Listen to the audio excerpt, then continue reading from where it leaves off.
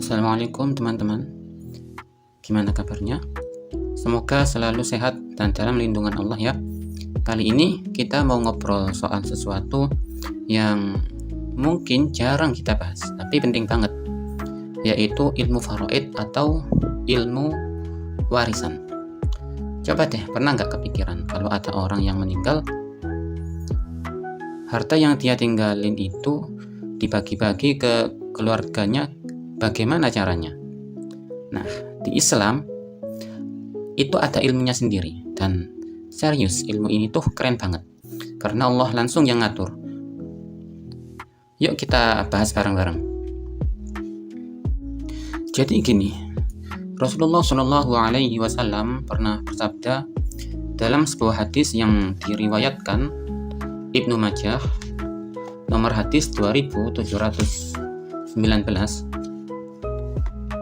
Ta'allamul fara'idha wa'allimu fa innahu nisful ilmi wa huwa yunsa wa huwa awwalu syai'in yunza'u min ummati.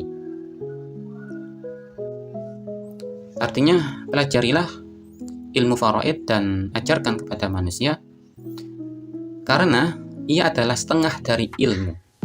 Ia akan dilupakan dan ia adalah ilmu pertama yang akan dicabut dari umatku. Bayangkan deh, Nabi tuh bilang ilmu ini adalah setengah ilmu. Wah, berarti penting banget kan? Kenapa setengah? Karena faraid ini langsung ngurusin hubungan kita sama manusia, keluarga kita, orang-orang yang paling dekat sama kita. Dan sedihnya, Nabi juga bilang ilmu ini bakal dilupakan duluan. Jangan sampai kita jadi bagian yang lupa ini ya. Oke, terus apa sih sebenarnya ilmu faraid itu? Kalau kata kitab Taqriratus Sadidah, warisan itu adalah hakun qabilun litajazzi'i yathbutu limustahiqin ba'da mauti man lahu dzalik iqrabatin bainahuma wa nahwiha. Atau kalau diartiin, hak yang bisa diberikan ke ahli waris setelah pemilik harta meninggal karena ada hubungan kekerabatan atau hal lain yang mirip itu.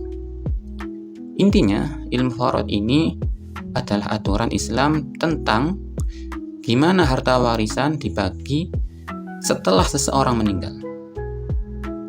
Semua udah diatur sedetail itu supaya adil dan gak ada yang merasa dirugikan. Jadi, kalau kamu punya hubungan keluarga, anak, istri, saudara, dan sebagainya, mereka punya hak yang Allah udah tentuin. Keren banget kan?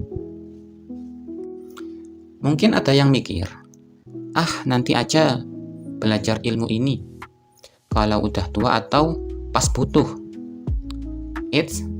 Jangan gitu. Kenyataannya, nggak sedikit keluarga yang akhirnya jadi berantakan karena salah paham soal warisan. Ilmu faraid ini tuh kayak tameng.